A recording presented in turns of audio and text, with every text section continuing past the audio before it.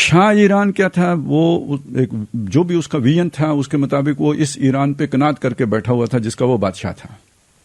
Mills کیا ہیں، یہ اس ایران ویسے یہ ملا ہیں، حقیقت میں یہ نیشنلسٹ ایجنڈا رکھتے ہیں. کون سا نیشنلزم؟ کہ خسرو کا، جیسے ہندوؤں کا ہے نا کہ اشوک کا انڈیا بنانا ہے، ان کا کیا ہے کسرا کا دوبارہ احیا، گریٹر ایران کا، وہ جو ایک کہ خسرو یا سائرس اصل میں سائرس، وہ انگلش نہیں، وہ کیا، وہ ایک بچہ تھا جس کے خاندان کو قتل کر دیا گیا، پھر وہ کہیں جنگلوں میں چلا گیا، اس کے بعد وہ جب جوان ہوا واپس آیا، اس نے اپنا ملک حاصل کیا. یہ فارس تھا. فارس کے ساتھ ایک اور ملک تھا بیدا، اس نے اس کو بھی جمع کر کے تو یہ دو ملکوں کا ایک ملک بنایا. یہ یہاں سے گریٹر ایران کا دور شروع ہوتا ہے. ٹھیک، کسرا یہاں سے شروع ہوتا ہے. یہ آج سے کوئی 2700-2800 سال پرانی بات ہے، یعنی سمجھو 3000-2500 سال 3000 پرانی بات ہے. اس وقت سے یہ عظیم ایران کی بنیاد پڑی ہے. اچھا، ابوالکلام آزاد کی تحقیق یہ کہ یہ جو کیخورس ہے نا، اور یہ اپنا یہ سائرس، یہی ذوالقرنین ہے کہ دو ملک جمع کر کے اس نے اپنے تاج میں 2 سینگ لگائے تھے، اس لیے وہ ذوالقرنین کہلایا تھا.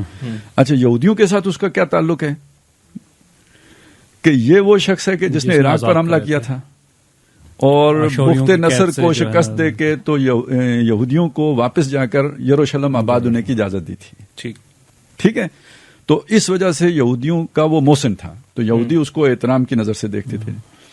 اور ایک رائے یہ بھی ہے کہ یہودیوں ہی نے اس کی تربیت کی تھی. وہ جب بچہ تھا جنگل چلا گیا تھا، ان کی وہ غلامی کا دور تھا، تو کوئی یہودی بزرگ یا نبی وہ بھی جنگل میں تھا، تو یہ اس کی زیر کفالت پروان چڑھا ہے.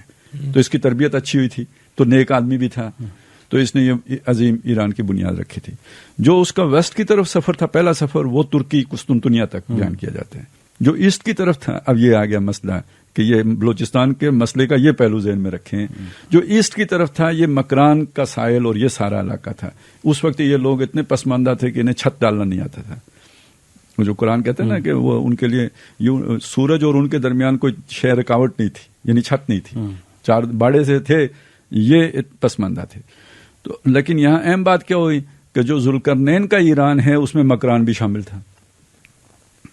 ٹھیک ہے، تو اب جب آپ ذوالقرنین کی ریاست کا احیا چاہیں گے تو جیسے گریٹر اسرائیل ادھر بنے گا تو وہ یہ کہتے ہیں کہ مدینہ بھی ہمارا ہے، تو اس طرح یہ والا ایران یہ چاہے گا کہ ایک طرف وہ شام تک پہنچے اور دوسری طرف وہ مکران بھی اس کی حدود کے اندر داخل ہو.